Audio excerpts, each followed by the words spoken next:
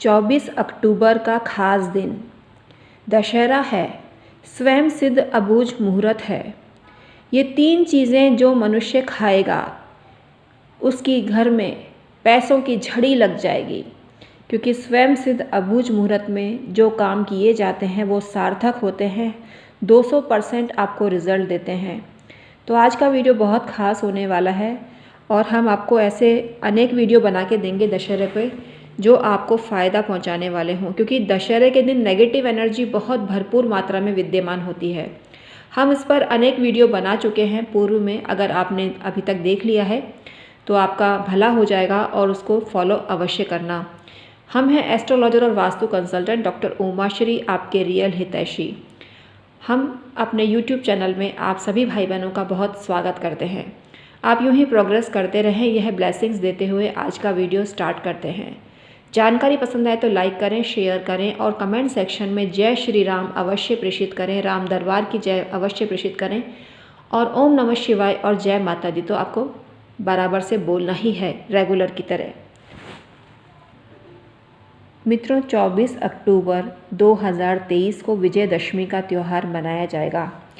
इस दिन अगर आप शमी का पौधा पूजते हैं, शमी के पेड़ की पूजा करते हैं, अपराजिता का पूजन करते हैं या भगवान को अर्पित करते हैं अपराजिता के पुष्प, आपको अत्यंत फ़ायदा मिलता है। शमी के पुष्प भी अगर आप अर्पित करते हैं भगवान को, आपको फ़ायदा होता है।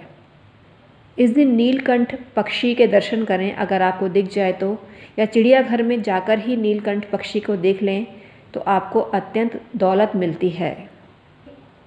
लेकिन ये 3 चीज़ें ऐसी बता रही हूँ जिनका सेवन आप इस दिन कर लेंगे तो मनमाना पैसा हिलोरे मारते हुए महासागर की तरह आपके द्वार पर दस्तक देगा। क्योंकि पैसों का लबालब सागर किसको नहीं चाहिए, हर किसी को पैसा चाहिए। पैसे के बिना कुछ भी संभव नहीं है। पैसा सभी कामों को सार्थक कर सकता है। पहला पदार्थ है, अगर आप खीर का सेवन इस दिन करते हैं जो श्री राम जी को अति प्रिय है तो आपको फ़ायदा मिलता है। दूसरी चीज़ है जो हमारे यहाँ तो गिलगिल तोरई बोलते हैं, गिलकी भी बोलते हैं, नैनुआ भी शायद बोलते हैं इसको। अलग तरह की चिकनी तोरई होती है ना, जिसपे एक तो तोरई वो होती है जिस पर धारियाँ होती हैं, हार्ड होती है, लेकिन एक सॉफ्ट वाली तोरई भी आती है, शायद उसको नेनुआ बोलते हैं, हमें अधिक जानकारी नहीं है। लेकिन आप चिकनी वाली जो तोरई आती है, तोरई के नाम से भी मिलती है, गिलगिल या गिलकी भी उसको बोलते हैं, उसकी पकौड़ी अवश्य बना के खाइए दशहरे के दिन, आपको ज़बरदस्त धन का लाभ होगा। ये हमारी आपके प्रति उद्भाव है, उद्गार है। ये तो आपको पता ही होगा, आश्विन मास में उतरते हुई दशमी को दशहरा पूजते हैं और आटे से मांडते हैं। दशहरे के ऊपर जल, रोली, चावल, मौली, गुड़, दक्षिणा, पुष्प और जौ के झुवाने चढ़ाते हैं।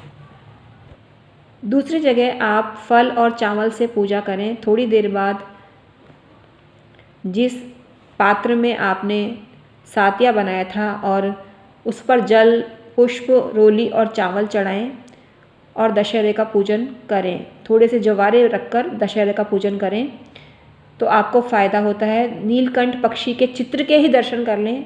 आपके मोबाइल पे नीलकंठ पक्षी का चित्र आ जाएगा। नीलकंठ पक्षी को सर्च करेंगे तो मोबाइल पे ही आप उसका दर्शन कर सकते हैं, प्रत्यक्ष देखने की ज़रूरत नहीं है। इससे भी आपको लाभ होगा। हलवे पूड़ी की रसोई बनाएं और ब्राह्मण को जमाएं तो आपको फ़ायदा होता है। दशहरे के दिन श्री रामचंद्र जी या श्री रामचंद्र जी की दरबार का पूजन करें, रामायण जी का पूजन करें और भोग लगाएं। ऐसा करने से आपके जीवन में कभी भी धन का अभाव नहीं होता है।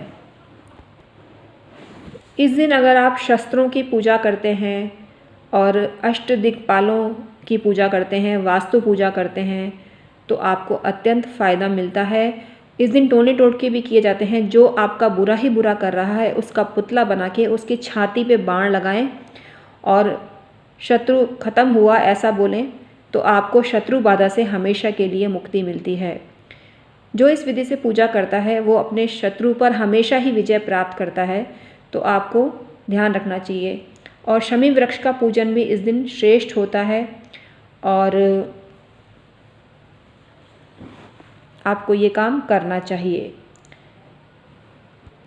शमी के पेड़ का पूजन करते समय आप शमी वृक्ष को ये बोलें कि हे शमी के वृक्ष, आप सभी पापों को नष्ट करने वाले हैं और शत्रुओं को पराजय देने वाले हैं। आपने ही अर्जुन को धनुष धारण कराया है और रामचंद्र जी को प्रिय वाणी कही है, यह आपको बोलना चाहिए। तो ये क्षत्रियों का भी प्रमुख त्यौहार होता है और इस दिन ये पूजा की जाती है शस्त्रों की, तो आपको फ़ायदा होता है। शमी वृक्ष का पूजन इसलिए भी किया जाता है कि अर्जुन ने शमी वृक्ष के पर अपने हथियार उठाकर विजय प्राप्त की थी। शमी वृक्ष के नज़दीक ही अपने हथियार रखे थे, ऐसा कहा जाता है। शमी वृक्ष पे अपने धनुष बाण रखे थे शमी वृक्ष पर, और वृहन्नला के वेश में वो रहे थे, तो शत्रुओं पे विजय प्राप्त की थी इस दिन। तो अनेक रीज़न है इस विजयदशमी पर्व को मनाने के लिए। शत्रुओं पे विजय प्राप्त होती ही है, तो शमी वृक्ष का पूजन करना चाहिए, जैसे अर्जुन ने भी किया था और भगवान श्री राम जी ने भी किया था। तो शमी वृक्ष के पूजन करने से आपको हर क्षेत्र में विजय श्री की प्राप्ति होती है। कोई भी आपको परास्त नहीं कर सकते हैं। जीवन के हर रण क्षेत्र में आप कभी परास्त नहीं होते और शत्रु पे हमेशा विजय प्राप्त करते हैं। तो ये काम करके देखिए और अपने अनुभव हमारे साथ शेयर करिए। हम हैं एस्ट्रोलॉजर और वास्तु कंसल्टेंट डॉक्टर उमाश्री। 25 साल से एस्ट्रोलॉजी, पामिस्ट्री और वास्तु में सेवा कर रहे हैं आपकी। आप हमसे परामर्श ले सकते हैं। हमारे चैनल डॉक्टर उमाश्री के डिस्क्रिप्शन में जाएं और ईमेल आईडी के थ्रू संपर्क करें। एक छोटी सी सलाह आपको ज़िंदगी के रण क्षेत्र में विजेता साबित कर सकती है, विजय बना सकती है। हमारी सलाह इतनी बहुमूल्य होती है कि आप रियल मूल्य जानकर हैरान हो जाएंगे कि इतनी नॉमिनल चार्जेस में भी कोई परामर्श दे सकता है क्या। जहां लोग इतने हजारों लाखों लोग वास्तु के निमित्त लेते हैं, एस्ट्रोलॉजी के निमित्त लेते हैं, वहाँ नॉमिनल से चार्जेस अदा करके आप हमसे परामर्श। तीसरी चीज़ के रूप में आप नेनुआ की सब्जी भी बना सकते हैं, इससे भी आपको फ़ायदा होता है। Thank you so much.